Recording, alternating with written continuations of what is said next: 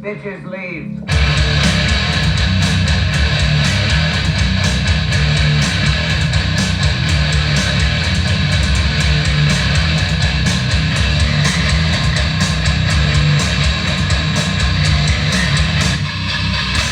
Hello everybody, hope you're doing well today. Marc G with a C, back with another video. And I am back today with another continuation of my series of my favourite albums on my favourite labels that I have been doing. Today we are going to focus on Roadracer Records, also known as Roadracer Records. Back in the late 80s, early 90s, Roadrunner were first. I think they started off in 1980, something like that, over in Holland, in the Netherlands, and are now based in America. And I believe I did a interview with a gentleman called Jim, who does a podcast, Temple of Blair, and he was doing a Roadrunner documentary. I'm not sure if it's out yet, but he was telling me that the difference between Roadrunner and Roadracer is because obviously at the time, late 80s over in America, the whole Roadrunner, Wile E. Coyote, Acme and all that, there was a big conflict of interest there, and they weren't allowed to use the name Roadrunner, so they had to use Roadracer over in America. So yeah, I'm going to show you some of my favourite albums from that label, a huge label. For me and my friends back in the day. I have got so many to show you here. I've got a load of CDs, a load of cassettes. I haven't actually got that many OG vinyl, to be honest. Weirdly enough, I know when I've been doing this series, as I've been plucking out sort of pieces of my collection, it makes me realise. Anyway, I have got a few to show you. And with most of this series I have been doing, we start off with a compilation. And I know I say it in a lot of my videos, but another huge compilation. Stars on Thrash. What year was this released? 89, was it? Yeah, but it introduced me and my friends to so many bands. Now, you'll see sort of Slayer on here as well, and Sacred Reich and DRI. Roadrunner had an association with Metal Blade back in the late 80s. There's a few albums I'm going to show you from the collection that are kind of co-releases, Metal Blade and Roadrunner. But I mean, look at the bands: Flotsam and Jetsam, Toxic, Paradox, Atrophy, Hades, like I say, Sacred Reich, Slayer. It was just, these compilations was just absolutely fabulous. They were integral, really, for us young, hungry sort of metalheads looking for some of the more extreme music at the time.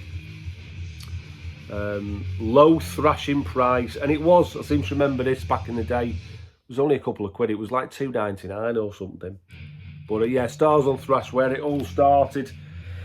Right, so because I've got so many to show, in my other videos I know I don't go in any type of order, release date, but I kind of have with this one, just so it's a little bit more organised, because otherwise there'd just be stuff everywhere. So, from 84, originally released, Voivod, believe it or not, this got a release on Roadracer Records, as you can see there. You know, I suppose with a lot of these labels, again, they were kind of distros and getting licenses to put music out. And Roadrunner, Roadracer were no different. This is one of the price killer range, and these are so hard to get. I know Whiplash, their first two albums, which are brilliant, were originally out on Roadrunner. I haven't got them. They're on a disorientated, displeased record label. Obviously I can't show them in this video because this is Roadrunner, but these price killer ones, the only one I own, but I would like to get some more. Yeah, Voivod, Canadian progressive metal band, but obviously now they're on this album they were more raw, punky, aggressive, filthy, horrible thrash. Also, from around that time, 80, what's this? would it be that one? Yeah, 84 time. We've got Slay Alive Undead. Again, I know they were sort of Metal Blade, but as you'll see with this, you know, you've got Metal Blade there, you've got the Roadrunner logo. An absolute classic of the genre, Live Undead. I've also got a Roadrunner pressing of Haunting the Chapel in a slimline jewel case. You don't often see this one. I've had it for donkey's years, mine, but yeah, you don't often see this one. I know late 80s, sort of mid-late 80s, Roadrunner did do a slimline run of CDs, and this is one of them, obviously. Haunting the Chapel, classic thrash. Right, another one from the late 80s, and again, sort of, you can see you've got your Metal Blade here logo, but they've got that famous Stop the Madness logo that Roadrunner used to put a lot of their releases. It's mastered by Roadrunner, but if you look at the get rid of that classic thrash album, Death Squad, first song on this album, Death Squad, that riff starts that off, one of the best riffs ever, in my opinion.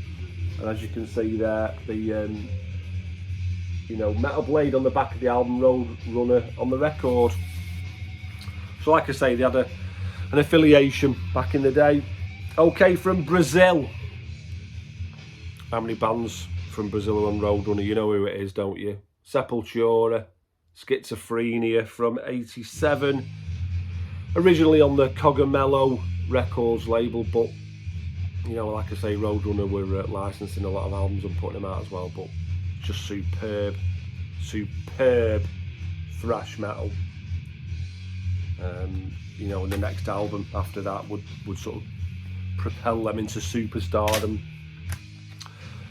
Another great band, sort of progressive thrash metal, technical thrash metal, whatever you want to call it. Toxic, World Circus, that is from 87 again. A lot of the early Roadracer or Roadrunner releases always had this kind of plain back on the CDs for some reason. Yeah, Toxic. Okay, what else shall I show you? Shall we go for... Let's go for this. No, let's go for this one. Bit more vinyl. I haven't got a lot of vinyl to show you, but I'll show you this one. From 88. A thrashed piece. Flotsam and Jetsam, No Place for Disgrace. I heard the first track of this. Dreams of Death. No, it's not the first track. Yeah, it's the first track on this album. And when that kicked in, I was like, oh, you know, I was always going to buy this album. It's the second track on this album, but yeah, this is obviously Flotsam and Jetsam after Jason Newsted had departed for Metallica. New guy there, Troy on the bass. Fabulous album, love it. I know I'm not a big fan of cover versions in metal, but Saturday Night's alright for fighting. I'm alright with that. So, what else have we got? 89. We're going to go for 89. The band who's playing in the background, not this album, but it is the band who's playing in the background. Obituary from Florida, slowly re-rot their debut. An absolute brilliant album. Some of the greatest riffs in death metal, just fabulous. I am not going to try and talk about these albums a lot because I have got a lot to show you, and I want to keep this video to a reasonable length. But yeah, Slowly Rot from 89. Speaking of Brazilian thrash, and I mentioned it earlier, Beneath the Remains, again from 89 by Sepultura. This is the album that, like I say, propelled them into the stratosphere, the thrash metal stratosphere. But Vision Streetwear trousers, off the back of this album and getting Sepultura, I bought a pair of those trousers. Paul, the vocalist from Enchantment, had a pair with a red logo. I had white ones. Just shows you how influenced you are back in the day, doesn't it? You know, 17, 18 years old. Yeah, just brilliant. That's Inner Self. Never forget hearing the start of Inner Self. And the journey begins, you know, from your heavy metal into your thrash metal.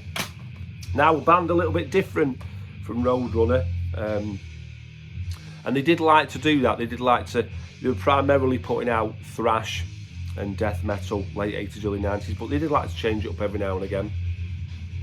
And this is Crimson Glory, their second album, Transcendence, from 89. Again, 88, this one, I beg your pardon. Great album, anyway. Even if you're a fan of thrash metal, the image it did put me off back in the day, but you know, nowadays I'm cool with that. But back in the day when you know everything was about just jeans and t-shirts, these guys had a bit of the makeup on and fake sort of Phantom of the Opera masks, but real solid heavy metal album. Great vocalist as well. We have got from Canada, Annihilator, Alice in Hell, their debut from 89. These were sort of advertised at the time back in the day as featuring Jeff Waters, somewhat of a guitar virtuoso, as they would say, and he was, you know, and he's gone on to have an unbelievable career. But this is a fabulous album, kind of thrash metal, but retaining that sort of power metal and heavy metal vibe. Great album.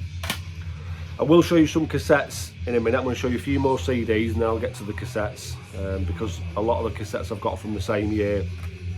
From 88 again, and a very overlooked thrash metal album in my opinion, Atrophy, Socialized Hate. Fabulous,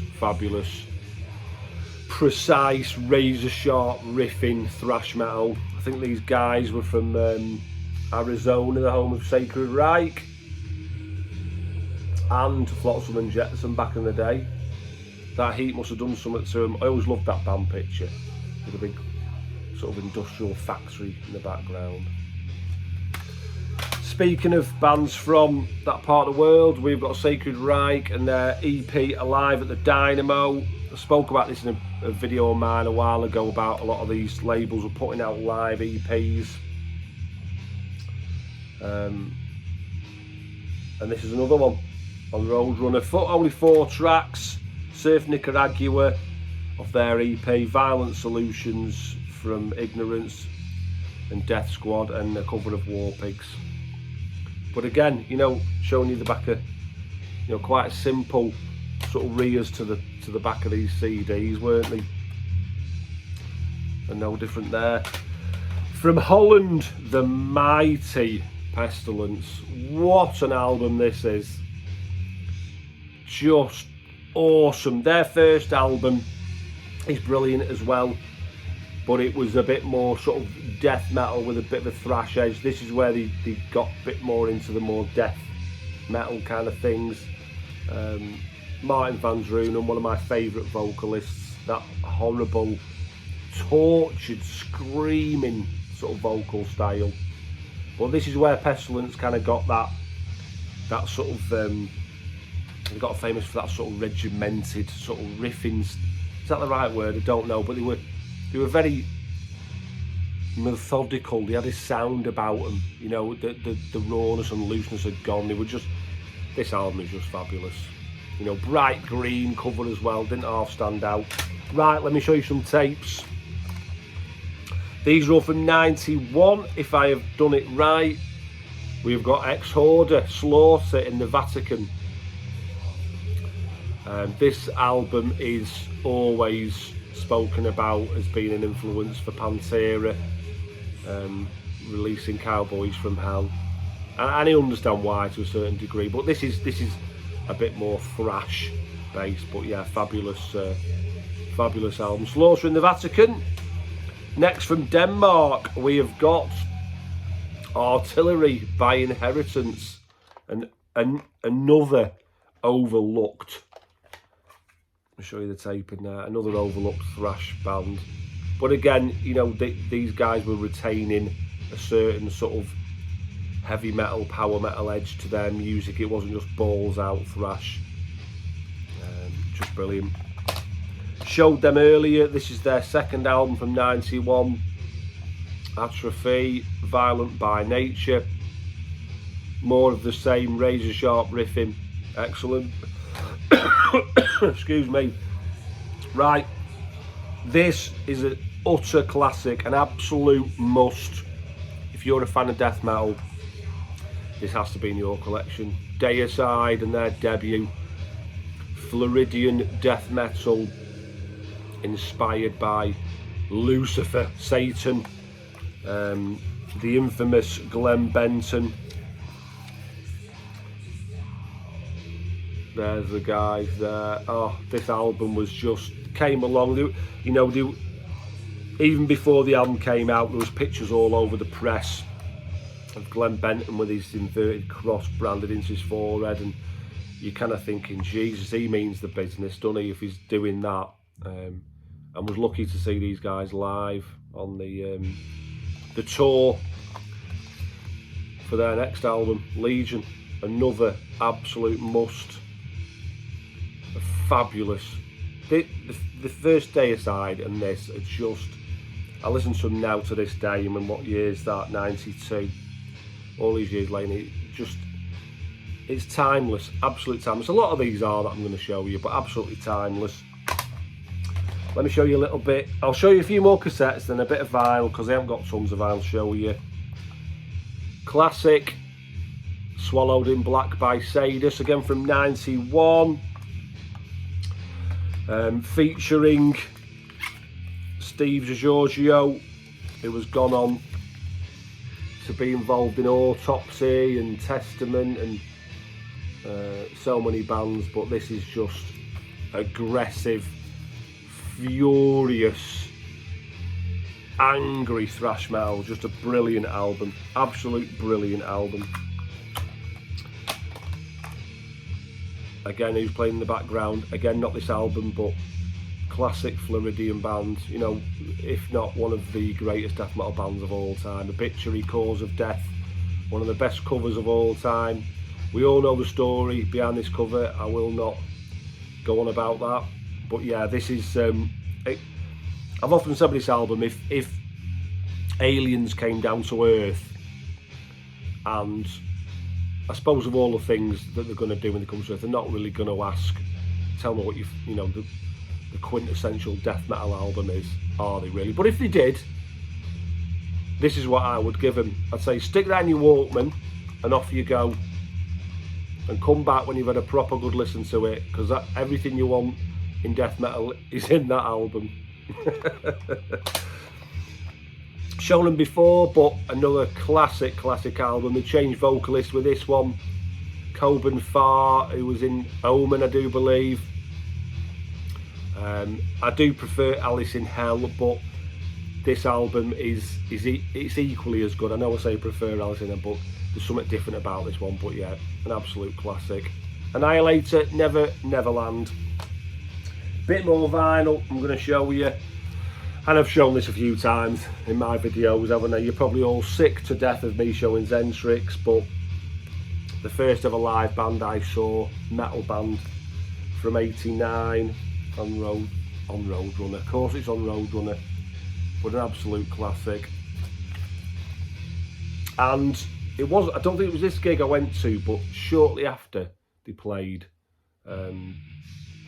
And while we were at the show, they were throwing these out. I've told this story before. This album cover was banned. That album cover was a 12-inch single for their cover of Ghostbusters. It got banned.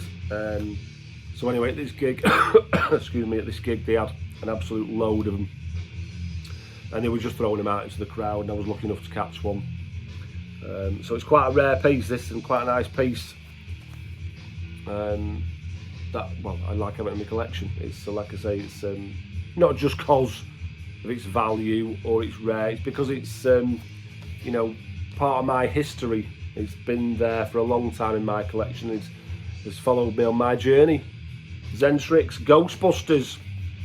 Let me show you a cassette. This is another overlooked band from Germany, Atrocity. This is their second album,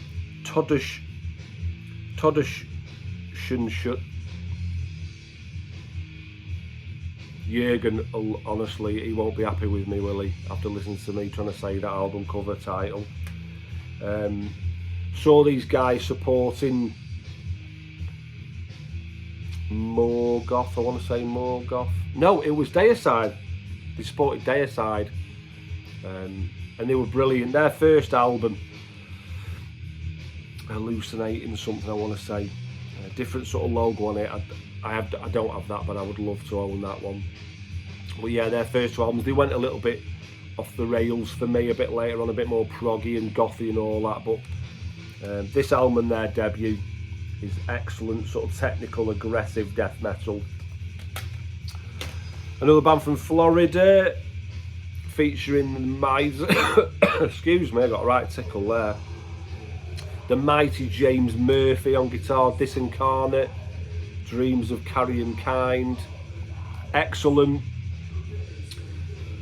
Not so much technical, but just really like proficient and methodical and just great riffing. Absolutely great riffing. Another one to show you. Let's go for this classic. This is a 91 as well. Gorguts, Considered Dead. Oh, again, another album that you could give to the aliens and say, have a listen to that and come back when you've digested that. Just brilliant. This is before they got all technical. There's still the technical aspects of their music in there, but just a fabulous album. Brilliant. Canadian band. Dutch band have shown their other album as well. Testimony of the Ancients, this one from 91 again. Really progressing this time. You know, look at the tracks on there, 16 tracks I think it is, all sorts of little instrumentals in there. Martin's gone, unfortunately. Patrick Melly took over the vocal duty and used a sort of guitar through a synth and all that. On the next album, more so Spheres, but you can hear what's in store for Pestilence on this album. Tony Choi from Cynic on bass. Now then, this album, what an eye-opener this was when I first heard this. Suffocation, Effigy the Forgotten. The drumming on this, oh, on another level compared to the bands that I had been listening to. Just unbelievable. There's the guys there, they're still going strong now, and they all had a bit more hair back in those days.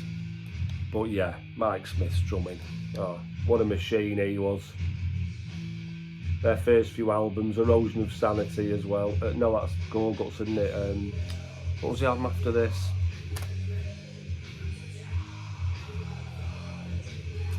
Can't remember. Breathing This. But anyway, they put out quite a few on Roadrunner. But this one. And a lot of these I kind of failed to mention. Dan Seagrave Art, who again, one of my favourite artists in death metal. Another Dan Seagrave piece of art, I think this one is as well. Malevolent Creation, the Ten Commandments, their debut, again from 91 I want to say, yeah. I always remember the fourth track when I just, Multiple Stab Wounds it's called. I just thought, what a great name for a song. But yeah, fabulous. Again, it's well organised, aggressive, sort of death metal, almost got sort of little thrashy feel to it as well. But yeah, brilliant album. A legendary band. I'm not a big fan of their later work, their more gothic-y stuff, but this album is my favourite. Slow, deep and hard. I think this is their debut, I want to say. Like I said, I'm not a massive fan of Type O Negative, but this is fabulous. And it just goes to show, doesn't it, the sort of level that Roadrunner were at. I mean, just look at that. All of those albums I've shown you there. I've got a few more cassettes to show you, and then we're done. But just shows you, doesn't it? It's just unbelievable. Oh, and I have got a few more CDs, a few more tapes. Just a few later on albums, these ones. But yeah, Type O Negative. Again, I've shown them before. Sepultura Arise from 91. Fabulous album. Still when Deicide were very, very interesting and relevant. Again from 91, I think it is, Immolation, Dawn of Possession. I was talking to Roger Purvic, just chatting on the sort of through the chat section. I mentioned this is the only Immolation album that I own. I've got this on CD as well, OG CD and OG cassette, and I love it. It's absolutely brilliant. And I remember that image there, even thinking about getting that tattooed on myself at some point, and I might still do that. Got a bit of an idea for a tattoo involving numerous album covers and ones that have kind of been part of my journey. Anyway, I digress. And I just love this album, but for some reason it's the only one I own, and I find that mad, really. It's quite shameful, but yeah, great. Shown a bit earlier, and you all know my feelings on Xentrix. Dilute to Taste. This is the infamous EP where they spell my name wrong, which was the inspiration behind my channel name. But I was at this gig, fabulous live performance. Now, just these before we go, I've got a couple to show you, well, a few to show you. These were released a little bit later on in the 90s. This is a band from Brooklyn in New York, Life of Agony, and their debut, River Runs Red. Oh, love this album. If you heard this back in the day, you'll appreciate it more, I think, than if you're a new person, a new listener to the band, a person who's discovering for the first time. The musical landscape was changing back in 93, I think this was. Yeah. And this band came along. It's a concept album by, troubled teenager and his sort of journey into suicide. But the riffs in it and the little interludes, it's a real journey. I would recommend this album to anybody. Whether it'll resonate with you like it does with me, I don't know, but give it a whirl. Another album, not a big fan of this band per se, but this album is a belter. Their first, is it sort of Mind Killer or something, their first one, but this album, Demanufacture. The song, Body Hammer. What a riff that is. And again, like I say, the musical landscape was changing. I think this is a 93, is it? 95 maybe, or something like that. But yeah, Fear Factory, they're more known for sort of being industrial metal now, but this kind of is, but it's still got a bit of that thrashy death feel to it. Second to last, and again, the landscape was changing. These guys came along. Rob Flynn, formerly of Violence, came along with this band, and a great album. The song Davidian, when that came out, and Old, Death Church. Not so much a fan of theirs. I do love a couple of their albums. The Blackening is a brilliant album, again on Roadrunner, but this is Davidian. That sort of breakdown near the end, it was like a breath of fresh air at the time. I know Slipknot was signed to Roadrunner. I'm not going to show them. And I know Nickelback was signed to Roadrunner. I'm not going to show them either. But what I am going to show you is a proper band. And their only release on Roadrunner, Death. Symbolic. What an album. What an album. They were, this is Death at their least deathly, they've lost all the, literally lost all the bump off the logo. Crystal Mountain, what a tune that is. But yeah, it's their sole release on Roadrunner, Symbolic, and how I would love this on vinyl. This is the one, isn't it? This is the one that isn't on all the reissues. that all of us are looking out for, and it's about the price of a fucking small car to buy. In the background, I said it earlier, this is the album we listened to, The End Complete, an absolute monstrous death metal album. I can remember when waiting for this to come out, after being such a huge fan of Cause of Death. And it doesn't disappoint. It's not as good as Cause of Death in my opinion, but it was one of those albums that we just could not wait to come out. The End Complete, what year is that? 92, wow.